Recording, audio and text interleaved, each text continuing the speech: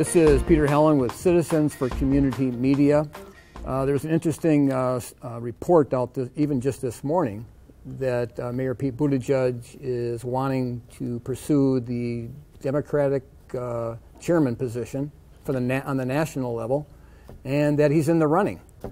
And I was with a bunch of men this morning. We were discussing that, and this is a good place to start because this is Mike Jones, of course, and we were looking at a tape he did, an interview with a Notre Dame professor back in May on his philosophical view regarding his position, political position. Right.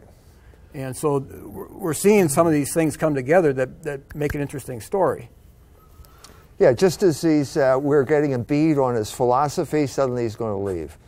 But it's not surprising. It's not surprising. I've said this in numerous programs before, that South Bend is only a stepping stone for the man who's been anointed by the New York Times as going to be the first gay president. So, but you say that like it's a negative. I think people in town think that's great, that he's using us as a stepping stone in his career. No, I don't think they don't. They think that's good. They don't necessarily see it that way. That we had the privilege of having him as mayor, and now he's, I mean, you can view it that way too. Well, how are you privileged or what, or being stepped on? Either way, it looks as if he's moving on, and everybody knew this. I mean, everybody I talked to knew this. He's got no future in Indiana. He's got no future in electoral politics, basically, in Indiana. Well, Can't get elected. Trump won Indiana about 62% to Hillary's 36%, and obviously Mayor Pete was on Hillary's side. Right. So this was completely predictable, okay. But what isn't completely predictable is the turn that the whole political situation has taken as of the election. The election was a resounding, at least in terms of the Electoral College, a resounding victory for Donald Trump. And now what we saw, if you'll remember, during that election, there was a moment of colossal scandal when during one of the debates, the moderator asked Trump if he would accept the results of the election, and he said, well, I'll have to see what happens. Well, they were scandalized. The New York Times was scandalized. All the organs of the oligarchy were scandalized by this thing. Well, they weren't scandalized because they came out and joined Hillary. Wait a minute. So what happened, of course, is that the very thing that they were scandalized about is now being put into practice. The very thing they decided they liked. From the moment the day after the election, we've seen nothing but one attempt after another to overthrow the election. The first attempt was the George Soros funding of Black Lives Matter street demonstrations that took place. This is an exact replication of the plan that was put into effect in Iran in 2009. All the way down to the color. Different color, but same plan. In other words, the similarities between the elections were uncanny. First of all of the oligarchs, the elites in Iran, were in favor of Ahmadinejad's opponent. Ahmadinejad was the incumbent. He was considered a man of the people. He had grown up through the political system, became mayor of Tehran, instituted a love campaign or something like that where he'd help pay dowries for women, young and poor women, so they could get married and so on and so forth. A man of the people, and the oligarchs didn't like him. The oligarchs spent so much time during this election talking to each other that they convinced themselves that he couldn't possibly win. Well, then he won. Right, but I'm not convinced that that's necessarily true. I mean, that's what we believe. That he won? That they were surprised. How do we know that some of them that might have significant control were not surprised? In fact, it was orchestrated to happen this way. I mean, isn't that possible? It's possible. Whatever it was, there were immediately afterwards, there were huge street demonstrations in Tehran. And it was called the Green Oh, Revolution. you're talking about that? Oh, the Iran. Tehran. Okay, I'm still talking about okay. Iran. Okay, so that it happened. The NGOs were already on the ground, ready for the eventuality. They had huge street demonstrations. Now, if the street demonstrations in the United States after the Trump election had gotten big enough, let's say as big as they had gotten in Iran, then phase 2 would have kicked in. And phase 2 is where the organizers of the street demonstrations shoot their own people. That's what happened in the Ukraine. It's part of the playbook now. Once the demonstration gets big enough, the demonstration organizers shoot their own people, and then they say the government did it, and the government has lost legitimacy because it's killing its own people, and we need regime change. Now I had you confused because I was thinking the Trump election. No, that they knew. I'm saying that it never. So get back to the United States. It never reached that status in the United States. There were small demonstrations. It fizzled within days. Yeah, because nowhere. like one guy said, with Trump winning, and he said now the adults are back in charge. Yeah. But which is precisely what happened in Iran. The adult, namely the ultimate adult, the supreme leader, came in, certified the election, and said, no, he won the election fair and square. It's over, and that was the end of the demonstration. But people died. A woman died. She got shot. Nobody knows who shot her, but I suspect it was the people who organized the demonstration who shot her. So anyway, it never got that far. So then we go to phase 2. Jill Stein is going to contest, demand a recount. This is the second challenge, okay, to the election. The oligarchs are not going to go peaceably here. They're not going to walk quietly into the night here. That doesn't get anywhere. Sure, but doesn't it seem like controlled opposition? Because it didn't seem like it could ever go anywhere. Well, we didn't know that. I mean, we don't. Yeah. I'm not saying. It looks the intention was pretty clear. Okay. The intention was because she suddenly showed up with $7 million in her coffers. Where did that come from? But when it hit Wisconsin, the judges looked at this and they go, "What is this?" The judges shot it down in Wisconsin, and apparently the only place where they did the recount, Trump ended up getting more votes than the last one. So now we're in the third phase, and now it's the Russia. Russia stole the election. Russia hacked into the Democratic committees, computers, the very computers that Pete is now going to take over. They were hacked by the Russians, and now we're going to a huge campaign to influence the Electoral College to reject the popular results. The same thing, same type of story over and over and over again here. It's the oligarchs refusing to accept the democratic process.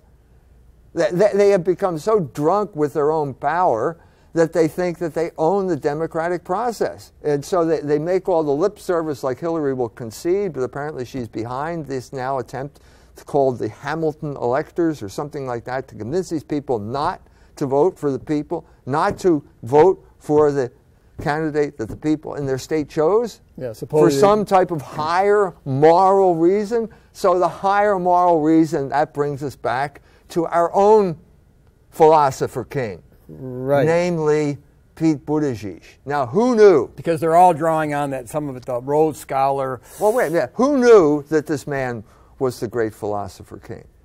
It turns out that Notre Dame, a professor at Notre Dame invited him over, Professor Meghan Sullivan in the philosophy department, and she asked him some questions, and it turns out that he reads Kant, Immanuel Kant. Right, and but this was a 25-minute interview by her. Yeah. They were fellow cohorts in the Rhodes Scholar in Oxford. Yeah. 2005, they were together. And there's like 200 views on YouTube on this, that you can see it on YouTube. Yeah. So it didn't take off. It's not viral. We wouldn't call this viral yet. No, but 200 people saw it, and maybe the class participated. Okay. So now we have some insight into the mind here of our philosopher king, who may go off now to become the head of the Democratic National Committee. Okay. So why Kant? Well, Professor Meghan jumps in right away and starts talking about the categorical imperative. She never mentions it, but that's what she's talking about. And basically, it's about morality, because this is the issue here. This is the issue in this election. Let's face it. The issue was that Trump was immoral, according to some type of morality that we're not quite been clued. There's a higher morality at work here, and according to those principles, this guy is a bad person. No, and then the people, in a sense, chose him in spite of it. So the people are therefore immoral, and the people, because they are immoral, they have no rights, and so therefore we can invalidate the election. I think that's the logic of what's going on here. Right, but just to we're on Citizens for Community Media, and while we were waiting to come here in the back room, we're watching another lady give a talk, and it was on Donald Trump. Well, then we talked to her, and she said she grew up with Trump. I mean, so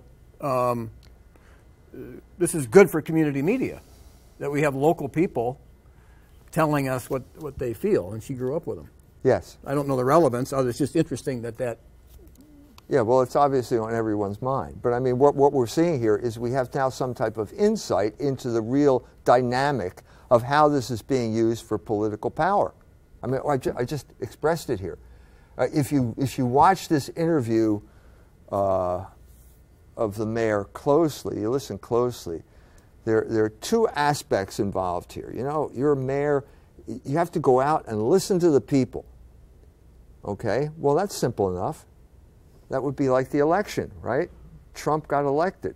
So that's the end of the story. But no, that's not the end of the story. There's another aspect to this thing, because at a certain point, you have to push the people in a certain direction. That's what he's talking. That's what he says too. Well, what's the direction that you're pushing them? Well, it's what's right. Well, what he's talking about is morality. And I totally agree with him. You can't just always go with the people right. Okay. say. So the question is, well, what is this morality? Well, after a while, it becomes pretty clear that the morality of our philosopher King is equality. That's the essence of morality. So in other words, when he uses the word morality, he'd be actually clearer if he said the word equality. Yeah, in other words, I have to push for equality. And of course, in his particular circumstance, that means homosexual rights, or equality for homosexuals, because that's what he is. Okay, that's his kind of defining characteristic. He's the one who came out. He's the one who told us that. And so the whole project comes down to basically, the whole moral project, the whole South Bend project comes down to basically, well, we'll listen to the people, and if they come up with the right answer, then we'll do what they say. If they don't, well, then we have to trump their popular beliefs with the superior morality, which is basically equality for homosexuals. Well, that's the story. I would tend to agree with him, except if he stayed with the traditional definition of morality, because if the people all said, we think sodomy's all right, then a good leader would have to say, sorry, that goes against the Ten Commandments, right. And I can't accept that. But we have the exact opposite situation. Right. Because if you were to ask the majority of the people, they would say sodomy is not okay. As a matter of fact, the state of Indiana passed some laws in this regard to protect the consciences of people who felt they couldn't go along with it, and then he's upset at those laws, okay? Okay, so basically he had to impose this on the people. Okay, so here you see this kind of interaction between democracy and oligarchy. Now, the chairman of the local Democratic Committee was quoted in an article in Politico today. Was that the one that said that they didn't really want you in town or anybody that hung with you? That was this guy. When we held the press conference in front of the black church out on the west side of town, he made a statement that I was a racist. Okay, here I am surrounded by black ministers, but somehow I'm a racist. Okay, so that was his claim to fame at that point. But now he's back in the news, and he says, Pete is just the guy that the Democratic Party needs because he's got total support in the community. He's got blue-collar people supporting him. I thought, wait a minute, what election are we talking about here? The election after he announced that he was a homosexual got 11% of the registered voters to vote. Right, but he won 80%. He won 80% of 11%, which brings us down to like 7%. Okay? Now, 7% is not a big number in terms of elections. If you held an election in Bosnia under UN auspices, it would be disqualified because of the low turnout. So there is no broad-based consensus or support or anything else here. It is completely a situation where the oligarchs have imposed their views on a demoralized population, the voters of St. Joe County, completely demoralized at this point, and who suddenly then became energized when they felt that they had a candidate who supported their interests, namely Trump, in this election. And now the oligarchs are using this minuscule minuscule participation in the election as some type of mandate to impose some type of superior morality on the rest of us. I mean, this is why this discussion is interesting, because you have the collaboration here of Notre Dame University and the local Democratic Party. Notre Dame, ever since Hesburgh's era, has been an adjunct of the Democratic Party. It was a standing joke when Hesburgh was alive.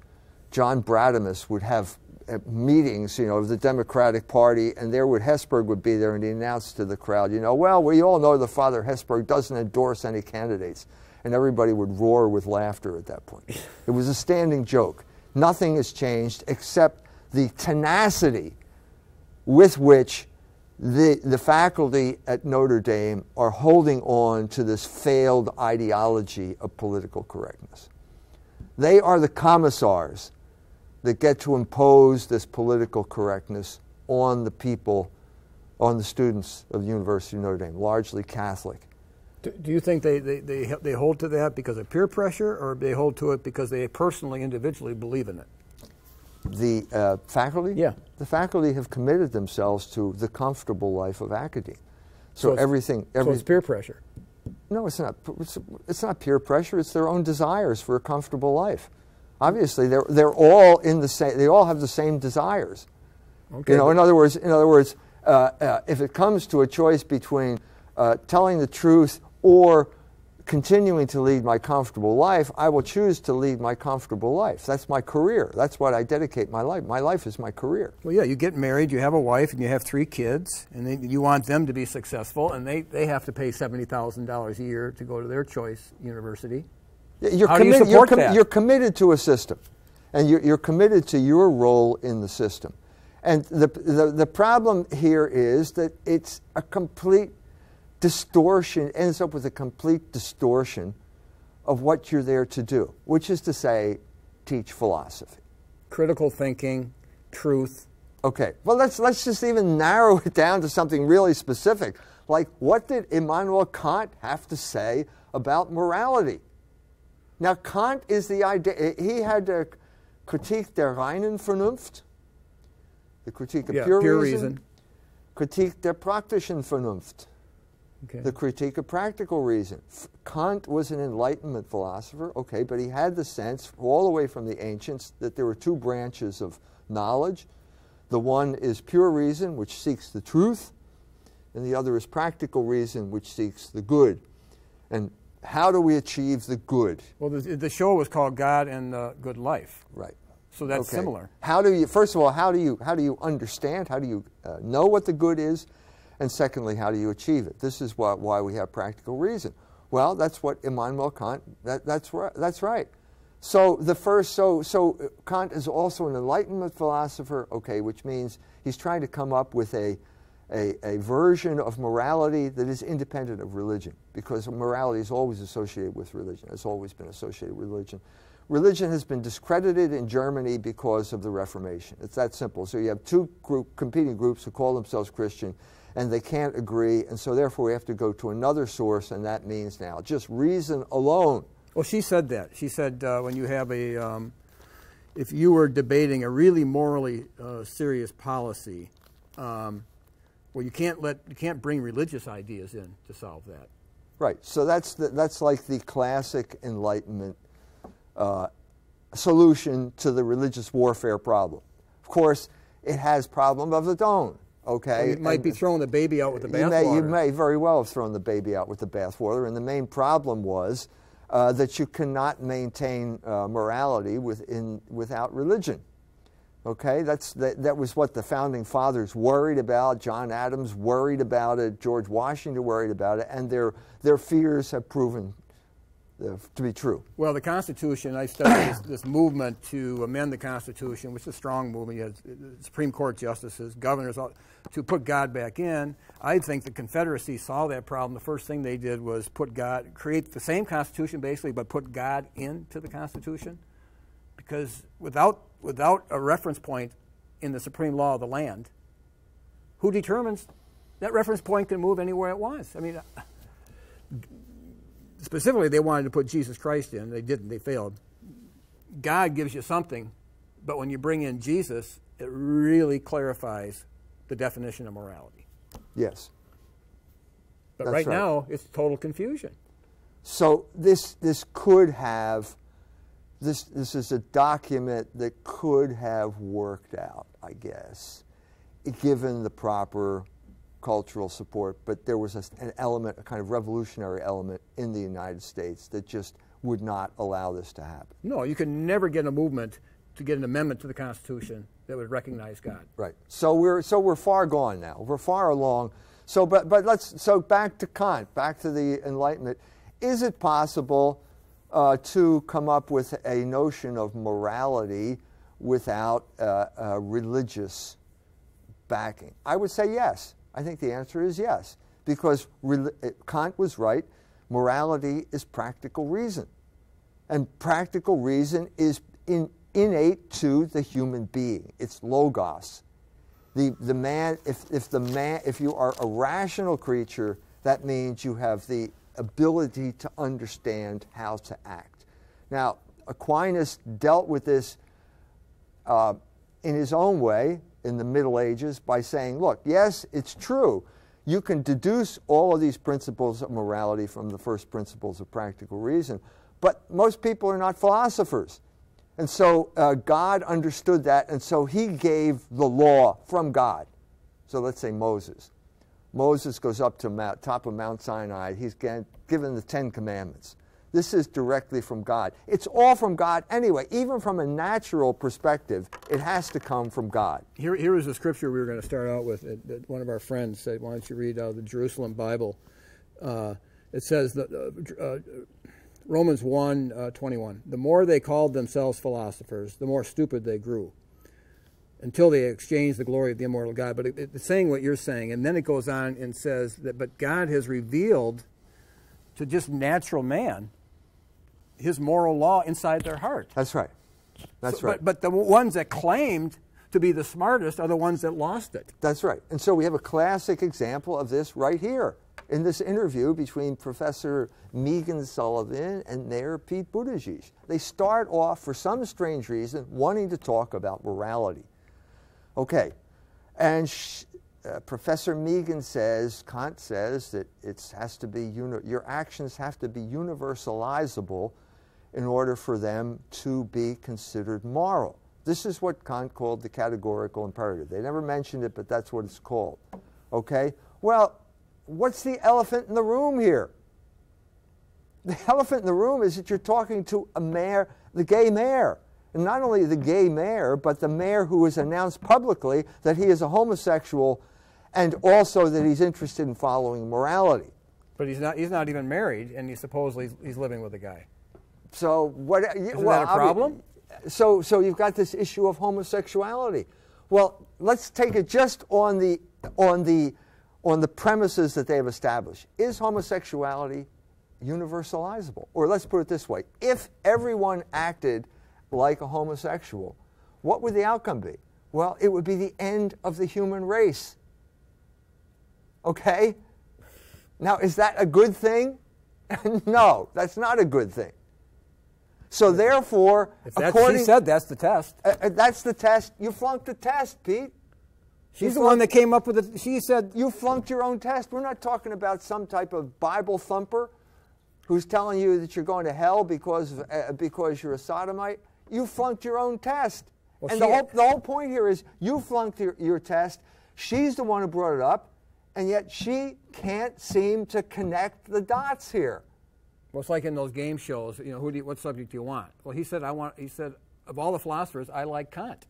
And then he likes to talk about morality, too. Yeah, I mean, he laid out. Well, this is what Kant said about morality. So as if that's not damning enough, Kant wrote a book called The Metaphysics of Morals, in which he explicitly condemns homosexuality. I read that on the and says that it's worse than suicide, comparing it with suicide in the same way that we just mentioned, because in a sense, homosexuality is a kind of suicide. If everyone acted according to this principle, it would be the suicide of the human race. Right, he put homosexuality, bestiality, masturbation, and then this article put in bastard children. And Kant was against. So obviously we're not even getting Kant here. We're not. You brought it up, and then the whole discussion revolves around a completely censored, Baudelaireized version of Kant that has no reality to the real German philosopher. And this is known as education. At this point, you begin to see the magnitude of this oligarchic corruption of our culture. Because basically, Notre Dame, after Hesburgh stole Notre Dame from the Catholic Church, it became a state institution. The state pours money into Notre Dame to do what? To do what? Not to teach what Immanuel Kant taught, evidently, because you'll never find that out. Because as soon as it gets into some area where it's getting too close to violating one of the tenets of political correctness, we don't talk about it. Well, I think she got in there. She was apparently the same age as Mayor Pete, and they were together in the Rhodes Scholar. Well, wait, let's talk about that for a moment. Why, this is obviously the link that they have. It's basically the Rhodes Scholarship. They were together in 2005. Yes, they're both core, which means it's your golden ticket to academe if you're a Rhodes Scholar. But what is a Rhodes Scholar? It's someone who is benefiting from the largesse, the financial largesse of Cecil Rhodes, who was the empire builder in Africa. In other words, the subjugation of the black races is what Cecil Rhodes was involved in, and the promotion of the Anglo-American Empire for the further subjugation of black races in perpetuity. Now, this is the operation here that gives these people some type of legitimacy to then impose the opposite, the exact opposite type of racial discrimination on the society at large. I mean that'd be like the Hitler. Well, we don't want to talk about it, even though apparently at Oxford there was a movement to remove Cecil Rhodes' statue. I remember that. From the public arena. Because of how he... Okay, so what are we talking about? We're talking about pure and simple social engineering. The involvement of the government in higher education, ratified by Lemon versus... No, not Lemon versus Kurtzman. The other decision, Tillman. Anyway, I forget the name of it. But anyway, the entry of government funding into higher education. Well, didn't it really increase? My dad was Navy, Navy and Notre Dame. He'd always go down. Even when I'm 6 years old, he'd go down there. And he used to always tell us that Notre Dame produced the fourth number of officers next to the Army, Navy, and yes, I'm talking about something later now, though. The flood of government money turned what were educational institutions into indoctrination camps. Didn't that happen after the World War II a lot? Yeah. Yeah. Yes, it did. That was one of the effects of the war. It was an effect of the war, but it turned them into very expensive indoctrination camps, which is what they are today, where you learn the word Immanuel Kant. You will not hear the word.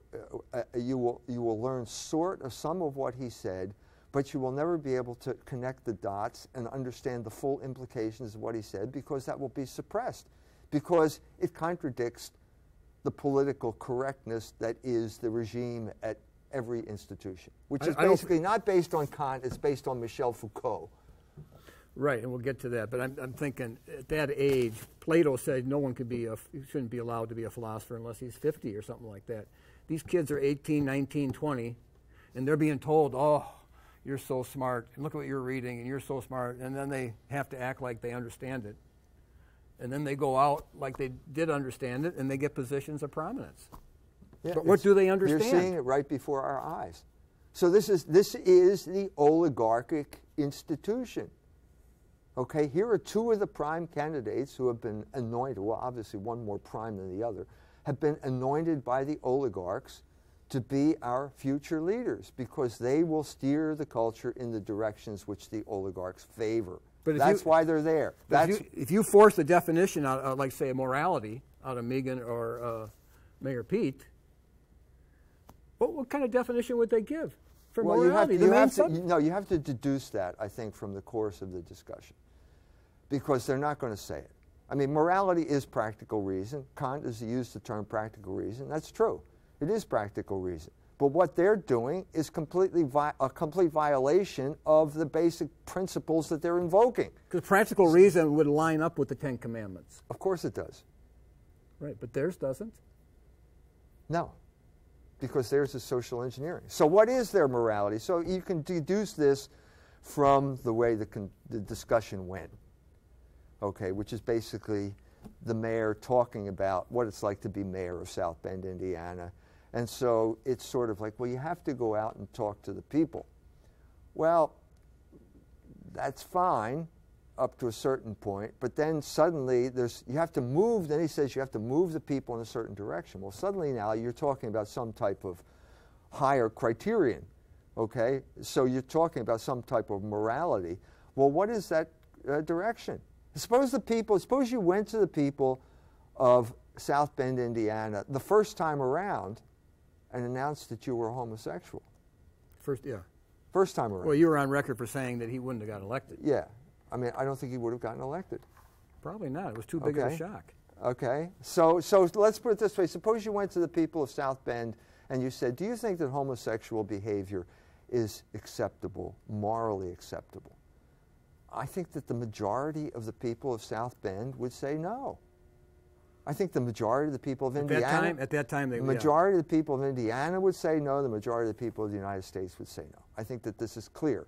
All of these initiatives have to be imposed by oligarchic institutions. So if you take abortion, abortion was never approved by the people of the United States. It was imposed by the Supreme Court, and the same thing happened with homosexual marriage a year ago with the Obergefell decision.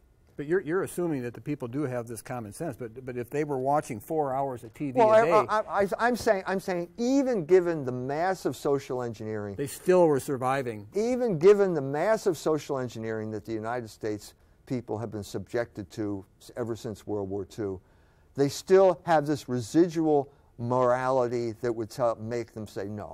I think it's wrong. So what do you do then? Well, at this point, the other part of Pete's program kicks in, and that means you got to do what's right. Well, what do you mean what's right? What is right? Well, it's obvious that there's one word answer to this question, and that's equality. Right. Equality. We have to impose. This was the program of the left wing of the French Revolution. Remember the French Revolution? Liberty, fraternity, equality. Yeah. Okay. We don't hear much about fraternities anymore unless you're in Bloomington. But we have liberty and we have equality. Well, they contradict each other. Okay, yeah. You can't have both. Liberty now becomes the party of the capitalist. Equality becomes the party of the socialists. And what we have now is this mystical convergence that took place recently, where the CEOs fly in and they impose the homosexual agenda. So it's CEOs imposing socialism on the rest of us. Equality, this type of thing. But the reason it's equality, of course. If you remember Mark Knoll, and I probably said it a dozen times on the show throughout the years, Mark Knoll, front headlines of the paper in the column, that theology today has been mostly determined by the canons of Sherman and Grant. Lincoln gave the Gettysburg Address and said that we are a people that are dedicated to the proposition that all men are created equal. And that was it's in the Declaration of Independence.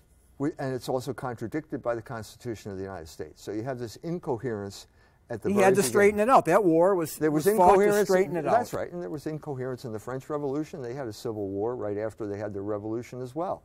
Okay? We're back to the moral situation here, which is basically what I've been trying to say all along, that the country is created, or recently up to this point, has been a situation where the purpose is to get the large amount, the overwhelming majority of the populace to ratify the program of the oligarchs.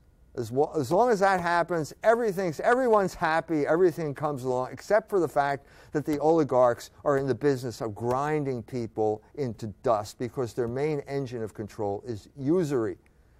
And so basically everyone suffers economic decline, and what we saw in this last election was the economic decline had reached a point where there were so many people hurting that they decided to do something, and that's why Trump got elected. Certainly in Indiana, I was there looking at the people. They were hurting economically. Yeah, more than you can think, because it was a type of hurt that you don't know how to express. That's right. That's right. So here we are, the situation, and now we have the situation, well, how are the oligarchs going to reassert their power? Well, they're now in the middle of trying to overturn the election. Once again, we're now to the third attempt to overturn this election. And the guy is still hasn't made it to the White House yet. Well, the idea is that Obama was in for 8 years, and now he's been able to put the CIA now has formed around the Obama administration, so they favored them, right? Or what is? No, I think that what you saw during this election was a civil war in groups like the CIA and the FBI. I think there were large segments of those groups who were completely unhappy with the prospect of Hillary Clinton and the way the country was going. Yeah, but it's a group that fought that's now trying to take down Trump. So this is coming from... Just that group presupposes there's another group. Now, there may not be a group. It may just come down to one guy. Well, you mentioned that one guy. Yeah, the guy who's basically was in the CIA. Now he's working for one of the Clintons' fundraisers. He's the one who's created this so-called meme that the Russians have interfered in our election. There's no proof whatsoever for this. No proof whatsoever. Well, what's it mean to interfere? I mean, governments, we're trying to hack everybody we can. We know we got we overturn any government in the world, and we feel that that's our sovereign right to do that. Right. So we tried to overthrow the election in Iran in 2009, but that's okay. But now they're claiming with no proof whatsoever. Well, we did it for the right reason. That's right. And so here we are. We're back to this superior morality. These people are convinced, and you can tell Pete is convinced that he has access to this superior morality that allows him to trump anyone. And the superior force of arms seem to kind of always go together. Yeah, they do seem to go together. So basically, the superior morality is might makes right. And Professor Meghan is just thrilled to death that she has the opportunity to inculcate this spirit, the superior morality of the Rhodes Empire. Into her students? Cecil Rhodes, the empire builder, the railroad built on the backs of black slaves. That they killed, right? I mean, they just worked them to death. Every tie, another black worker. For the glory of the Anglo-American Empire. And she gets to impose, she has the privilege to impose this superior morality on the benighted students, Catholic students at Notre Dame University. That's the situation we have reached. The situation was intolerable. That's why we had this big change in the election, and the fact of the matter is that the oligarchs are still not ready to accept the fact that their program has been rejected by the people of the United States of America.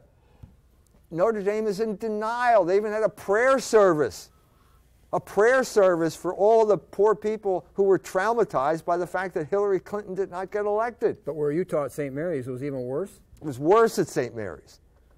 Worse at St. Mary's. I don't know whether they handed out puppies at St. Mary's, but some of the places were handing out puppies because all of the institutions of higher education are re-education indoctrination camps where you get to spend $60,000 a year, go into debt for $60,000 a year to become indoctrinated in the tenets of political correctness.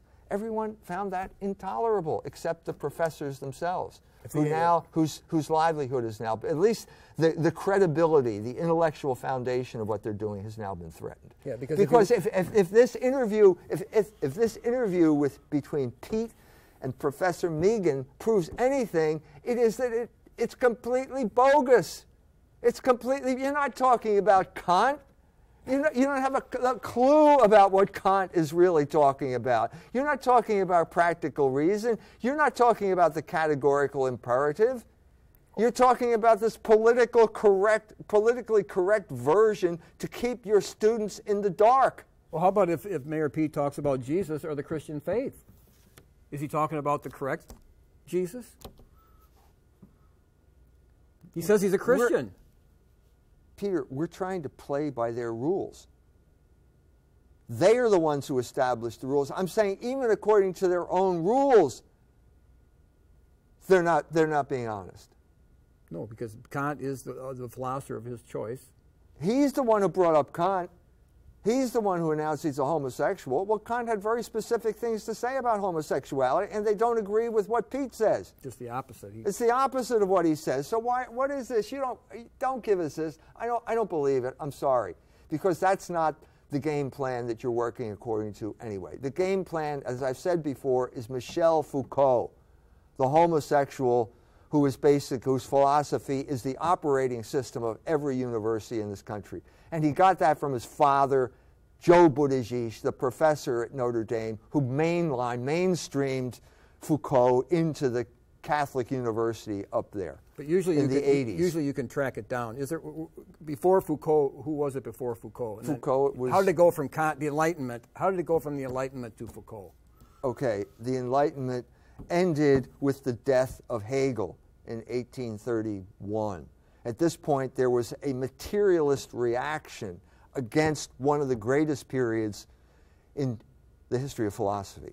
I'm talking about from Kant to Hegel. Kant, Fichte, Schelling, Hegel. Great moment in philosophy. It was the resurrection of Logos in European thought after the Babylonian captivity at the hands of David Hume and the British empiricists. Logos had been reborn, and then it died with Hegel. We had... But these were Lutherans, basically, right? Kant was I'm sorry, yes, they were all Protestants, Prussians. And more Lutheran. Protestant Prussians. Yeah. Okay, Prussian and Protestant were the same thing.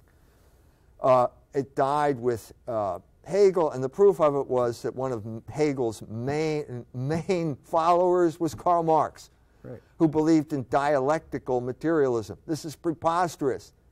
Anyone who understands what Hegel said about the dialectic knows that it's completely incompatible with matter. We're talking about Geist. Right. He was spirit, all about the soul and the Geist, and then Marx takes... Vernunft. And it has nothing to do with matter.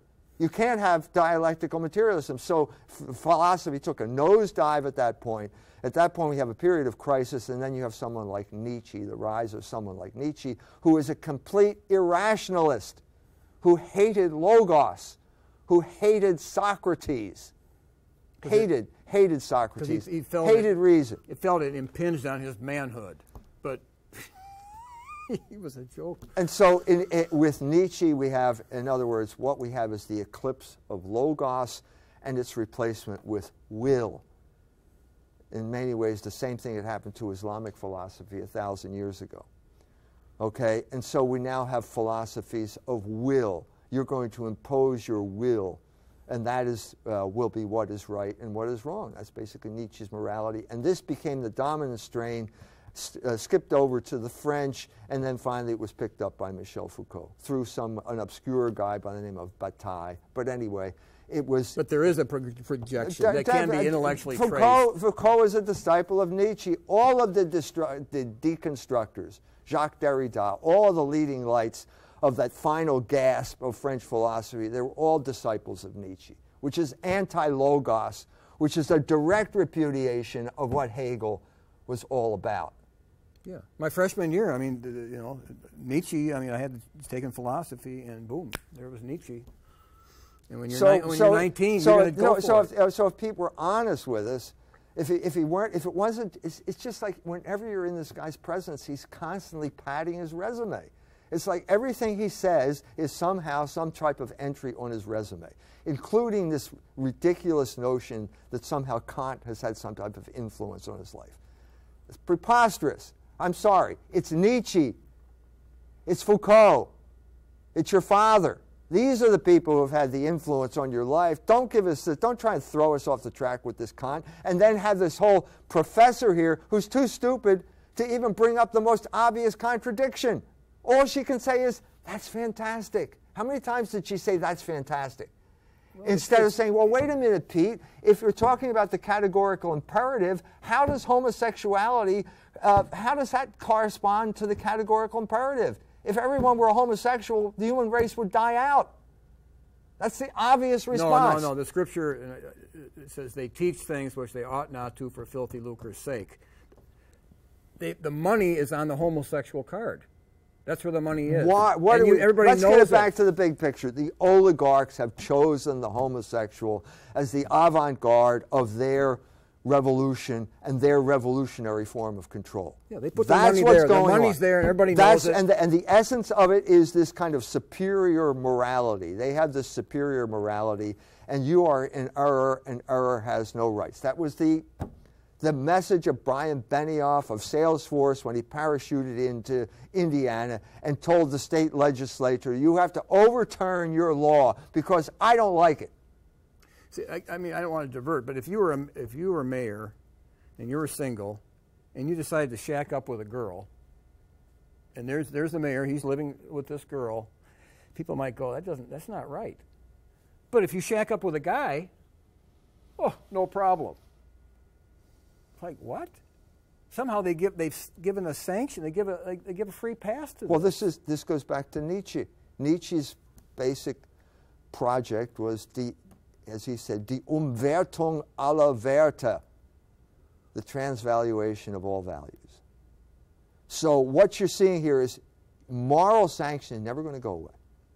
There's always going to be people who are going to say, no, that's wrong. But what we do is completely turn it upside down. So instead of saying, you will now use that idea of moral indignation against the people who object to your program of transvaluing all values. And that is the way they stay in power. But the problem is it didn't work. And what we're seeing here is Pete, with the Trump well, that's what I'm saying. With the Trump, because the democracy was the fly in the ointment. So now we have a last gasp, one more attempt to overturn the results of this election in the interest of the oligarchs so that they can continue to impose this tyranny of moral relativism, of Nietzscheanism, of will-based ideology on the rest of it so that they can continue to lead their comfortable, dissolute lives. Now, you were hoping Trump was going to win the election, right? I thought he was going to win the election. But you were hoping he was going to. What do my hopes have to do with anything? I'm saying that within the Trump electorate, people that voted for Trump, there were voices that had a clear message. One was the rejection of the elites, whether it's intellectual elites, whether it's the money elites. That's what this campaign There was a consciousness of that. That's right. Not everyone had the same consciousness or the degree of it, but there were pockets where there was clear consciousness who they saw the enemy was. And that by voting for Trump, they felt they were putting a blow to those forces. Now, we don't know if that's going to succeed yet, right? No. It may be completely undone at this point, because that's the other part of the story is now the appointments that he's making, and this kind of unsettling feeling that everyone who voted for a repudiation of oligarchic rule now has this uneasy feeling. Yeah, but let's be real. Who is Donald Trump, one person, to just, stop all that? I mean, he could be going, hold it here, what can I reasonably do? Okay, and his model is Lincoln. Lincoln always picked his enemies and put them on the cabinet. So his thinking could be, well, who's the guy who's best at finances? Well, the head of Goldman Sachs. I mean, I think we're making it more complicated than it has to be. The main problem with government is regulatory capture. In other words, you appoint the head of the regulatory agency is the very person you want to regulate, and that what you give is the fiction that, well, the only people qualified to be in the FDA, the Food and Drug Administration, are the employees of Monsanto or Big Pharma. And so what you get is the fox invariably gets appointed to be head of the guardian of the hen house. Well, same thing now with Goldman Sachs. Wait a minute, can't we come up with someone other than somebody from Goldman Sachs? Now, maybe a guy who worked for Goldman Sachs 14 years ago, maybe he got on the inside and realized, I'm going to destroy these people. I know the inside workings. I'm going to work from the inside to destroy them now. That's possible, but it may be, I mean, if we want to talk from recent experience, let's go back to Hank Paulson and Tim Geithner. And what did they do? They represented the interest of Goldman Sachs. They didn't represent the interest of the American people, and they were engaged in one of the biggest swindles, certainly in monetary value, in the history of the United States. So are we supposed to learn anything from that? And this is the unsettling feeling that the people who saw Trump as the repudiation of the oligarch are now feeling, I think. In addition to the Goldman Sachs problem, we now have the military problem, okay? I mean, first of all, let's be honest. If the guy's nickname is Mad Dog, this is probably a reason you don't want to appoint him head of some agency. Probably not a good idea. No, because he doesn't think reasonably. I mean, a Mad Dog is not a good sign, okay? And he was involved in Fallujah, and he's made all kinds of outrageous statements about killing people that seem to me would automatically. He is disqualified. First of all, because he's been in the military, in active military, too close to when the appointment will be. So there'll have to be an exception. But this is the type of thing that really causes you to feel uneasy. I mean, maybe Trump is a legend in his own mind. Maybe when he gets in a room with people, it's a room full of dirty Harrys. Well, you know, like characters from an Ayn Rand novel. Maybe it's like a whole room full of Ayn Rand characters. But we learned from Mike Pence that he was supposed to be a strong Christian and he supported the RFRA. But then when the CEOs didn't like it and they came against their interest, Pence capitulated. He was completely incapable of formulating the issue. He should have simply said, I'm the governor of Indiana. This guy's from San Francisco. Who is he to tell us what to do? He couldn't do it. He was incapable of doing it. He's intellectually crippled. But that means possibly that all Americans are intellectually crippled. There's a large amount of it. The big thing to explain is not why Americans are intellectually crippled. The big thing to explain is why they woke up and voted for someone else. That's the big issue. But so the question here is, this brings us to the next big question, which is Zionism. How does this fit into the picture? Pence is a Christian Zionist. We got all these Christian Zionists out there. No, he's totally on the ads and on the TV. He's already supporting Israel. I understand that. Okay, now this is a complete contradiction of the whole program of America First. I know it. Okay, America First is let's retrench, let's deal with America first. Let's have our own foreign policy. Let's not be proxies for Israel's foreign policy, which is what we've been doing in the Middle East for the past how many years? Half the Trump supporters, their America First definition was not Israel. Get them out. No longer Israel. No foreign entanglements. This goes way back to the Founding Fathers, who warned George Washington, you name it. They warned about going abroad to find dragons to slay abroad. But the other half of Trump supporters did not have a strong consciousness of keep Israel out. So you're in a situation where there's this incoherence now that's starting to manifest itself. At the same time, there's this ferocious attack on the very wavering kind of incoherent reaction that we did get. So who knows? And how dangerous is it to have this radical Zionism dominate our foreign policy and influence our internal? Of course it's dangerous, because it could. Who are the people behind the reason? Look, the whole problem with Russia, okay, the most immediate source of that was Victoria Nuland, the Jewish lady who's married to Robert Kagan, the neocon from the Bush era. We voted for Obama as a repudiation of Bush, and now we got the same problem because they're sneaking in the back door, okay? The problem here is, can the United States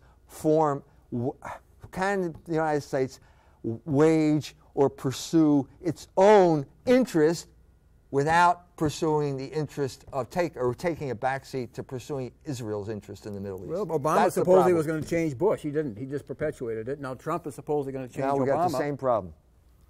Will we see the change? Because the most significant change should be what? Retrenchment, revitalization of the American industrial infrastructure, all of the things that resonated when Trump came to Indiana. Okay, we got 3 minutes. This is Citizens for Community Media, and of course we emphasize that Trump's whole election was a renunciation. When he came here and spoke, what did he say all the time?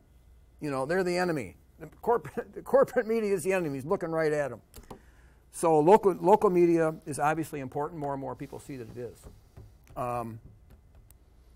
Where are you at with... Well, I mean, the election was, among other things, a repudiation of the mainstream media.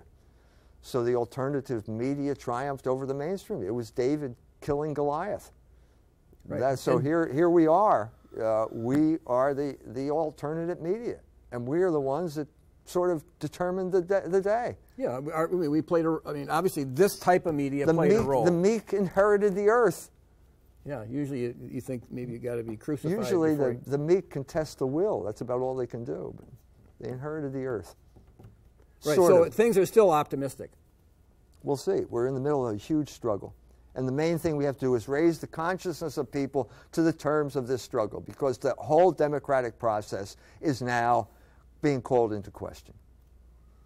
And that could precipitate a civil war. When you invalidate an election like this, you're asking for civil war. Well, people think there's going to be a civil war regardless. No, I'm not talking about people. I'm talking, this is serious.